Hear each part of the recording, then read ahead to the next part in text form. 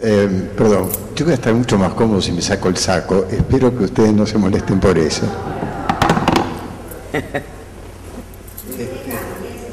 No, él es el modelo, el manequén vivant que tenemos en la fundación.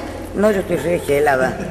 Yo quiero contarles que en el siglo pasado, a pesar de que somos muy jóvenes, nos conocimos con Linda. Cierto, del siglo pasado nos conocemos. ¿No es cierto? Y con Nélida Mena, que después les va a hacer conocer un sinnúmero de recursos para una buena lactancia. Bueno, como decía el doctor Picón, el tema del cambio causa resistencia. Nuestra vida comienza con la concepción. En otras culturas, la edad de las personas se calcula con los 9 meses que nosotros nos olvidamos, o los 7 meses. Ahora, ¿qué pasa? Hace mucho tiempo, en 1983, yo propuse a la Real Academia Española que dejemos de hablar de la criatura intrauterina como si fuera una cría de un animal. Para mí, feto es ofensivo. Entonces propuse a la Real Academia Española que cambiáramos eso por el nombre de bebinos, que admite el femenino y el masculino, bebino y bebina. Pero eso me permitió además, por otra cosa, por todas las resistencias que provoca el cambio, el primer cambio que nosotros tenemos a los 7 o 9 meses es nacer, y eso queda grabado. Entonces yo hablé de los bebinos, y como bebinos, que somos bebés intrauterinos, tenemos conciencia bebinal, conciencia bebinal. Es decir, yo decía, pero no, si todo el mundo dice que no tenemos suficiente desarrollo cerebral para hacer registro de esos episodios, exactamente todavía está inmaduro.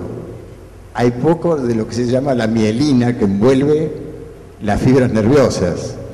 Hay poca, pero el impulso energético nervioso camina, y entonces se registra.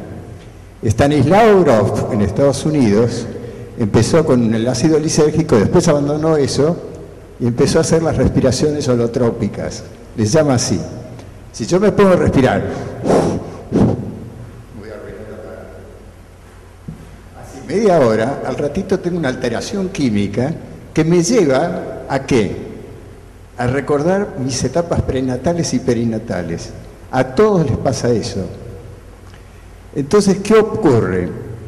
¿Por qué como dijo el doctor Picón, por qué todo cambio produce resistencia? Porque el nacimiento es el primer cambio que vivimos y es el primer cambio que después recordamos en todo momento crítico de nuestra vida.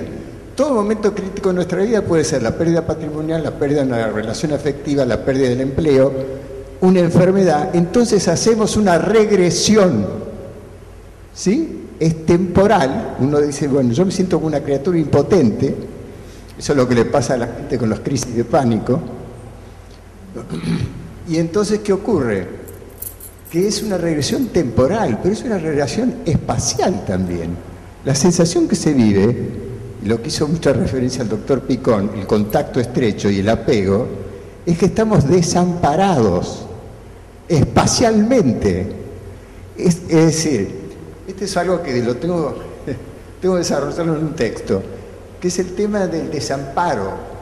El desamparo es lo que, por ejemplo, a mucha gente le hace tener parejas por no estar solas. Es decir, siempre se dice mejor estar solo mal acompañado, pero el tema es que lo contrario, porque el tema es la soledad, el desamparo es horroroso. Y hablando de esto, es una situación crítica muy fuerte, pero enriquecedora. Vivir la soledad es una situación de mucho enriquecimiento personal. ¿Por qué? Y bueno, gracias a Dios yo pude hacer ese curso que sintéticamente yo lo llamo PINE, que es la psicoinmunoneuroendocrinología. Yo aprendí ahí la medicina actualizada y la estructura psicobiológica del momento que se concibe la criatura tiene lo que nosotros llamamos los opiáceos naturales, que son las famosas endorfinas, ¿sí? Las endorfinas, ustedes, cualquiera que haya practicado deportes y haya tenido golpes en el deporte, En ese momento no se siente dolor. Se siente dolor cuando uno deja el juego, el deporte practicado, y se te descubre por ahí un hematoma. Y dice, ¿cómo fue esto? Yo ni me di cuenta. Y porque en ese momento, cuando estamos jugando, las endorfinas suben una barbaridad para protegernos de los dolores de los golpes. La mayor cantidad de endorfinas, ¿cuándo existe en el ser humano? Al momento del nacimiento. El chico, la nena que está naciendo, la bebina o el bebino, tiene que soportar presiones físicas bastante fuertes, puede sentir mucho dolor. En ese momento tiene una alta concentración de endorfinas que le hacen sentir analgesia. La mujer también, la parturienta, tiene una elevación que nunca va a tener en ningún otro momento de su vida de tan alta de endorfinas. Mujeres que están informadas, porque el miedo es desinformación, mucho miedo. Entonces las mujeres que están informadas y que tienen una aceptación plena de su cuerpo y de su sexualidad y tienen libertad de ser, llegan a parir con una cantidad de endorfinas tan grandes que están como embriagadas. Eso vos lo debes haber visto en algunas oportunidades. Algunas jovencitas, van a parir con un placer y una libertad semejante a la del orgasmo, que uno está viviendo una experiencia de muchísimo placer. Más de una madre ha podido decir eso y con la sorpresa de los varones. ¿Cómo orgasmo eso, no?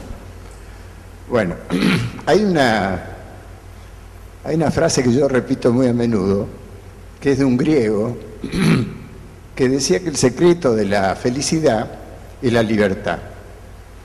Pero el secreto de la libertad es el coraje. Y es tal cual. Es decir, hay mucha gente, muchísimas multitudes que optan por la sumisión, resignación y dependencia y no asumen la capacidad de autonomía y de libertad. Pero el coraje se disminuye cuando uno está informado. A mí me parece importantísimo que la clínica de la perinatalidad se va a dedicar muchísimo a informar, a educar. ¿Y a educar en qué sentido? Con todos los avances de la disciplina médica más actualizada, para que todas las parturientas sepan cómo su cuerpo está enriquecido para ese momento. Entonces, en un momento yo les decía, y el doctor lo dijo, el doctor Picón lo repitió, que toda crisis provoca resistencia. Entonces, el hecho, por ejemplo, de mudar de barrio, mudar de casa, es una situación crítica. Y se provocan alarmas, ansiedades, que tienen que ver con la primera crisis vivida, que es el momento del nacimiento. En el momento del nacimiento está en juego que va a quedar impreso en el ser humano la vulnerabilidad o la fortaleza, que en la PINE le decíamos resiliencia. Para que ustedes entiendan lo que es la resiliencia, hay un ejemplo muy simple, que es lo que tenemos de capacidad nosotros de autorrecuperación de situaciones críticas de enfermedad. Es decir, si ustedes se estiran un resorte, el resorte lo larga y vuelve a su estado inicial. Eso es lo que pasa en el cuerpo humano cuando hay resiliencia. ¿Cuándo hay mayor resiliencia? Cuando hubo buen apego. La psicología ha estudiado mucho la teoría del apego, mucho que ver con la perinatalidad, y entonces se habla de apego seguro, cuando hubo una madre que estuvo siempre presente, el inseguro, el de mucha indiferencia y el de mucha ansiedad. Entonces en momentos críticos de la vida, ese primer cambio reaparece. Cuando reaparece mayormente, como yo les explicaba, era en la crisis del ataque de pánico.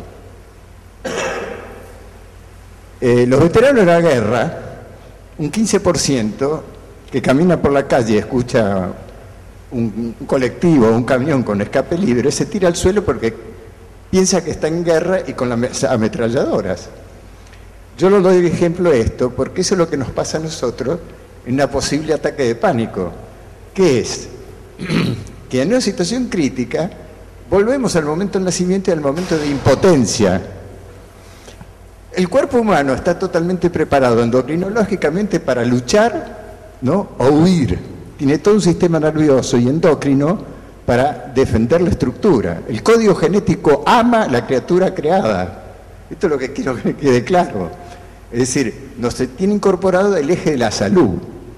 Pero ¿qué pasa en el momento que estamos saliendo por el canal de parto? Hay impotencia. No se puede hacer nada, no se puede luchar, no se puede huir.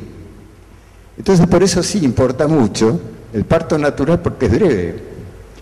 Y el tema de la brevedad, digamos, del trabajo de parto, mucho se logra para efectivizar las contracciones uterinas caminando la embarazada.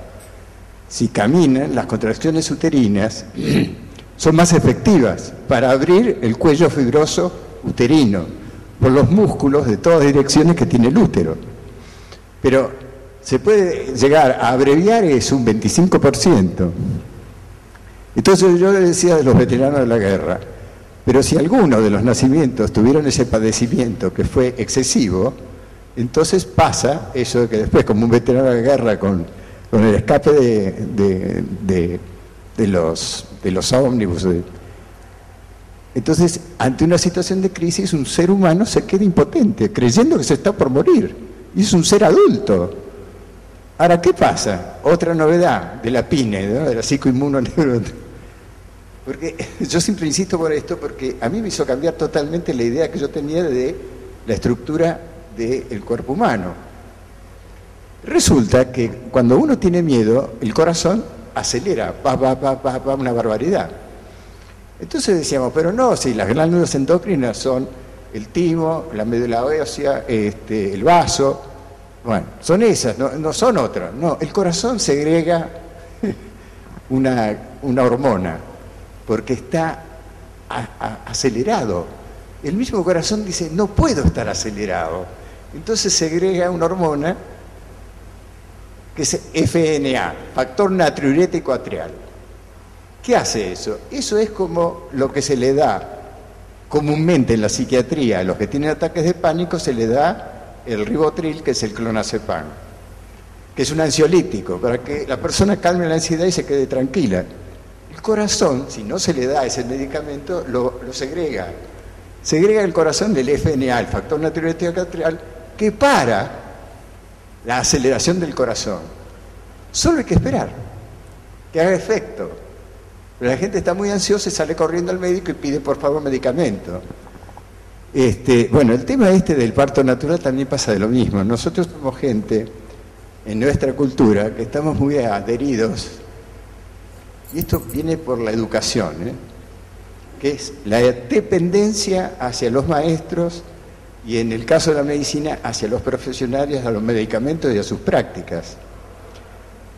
Cuando en realidad el ser humano a nivel psicológico y a nivel biológico tiene fuertes recursos para la autodeterminación, pero para eso también hay que tener coraje y disciplina. Es decir, desde Oriente nos viene tanto, ellos han sufrido mucho antes que Occidente. Entonces ellos aprendieron a dominar lo que acá se está aprendiendo de a poco a través, en particular, de la psicología transpersonal. Bueno, acá voy a hablar de algo que a mí me entusiasma mucho, que es hacer la docencia sobre la personalidad potencial excelente, que a mí me encantaría, si llegamos a concretar la clínica de perinatología, dar un curso sobre ese tema, ¿no? Empezando por la perinatología.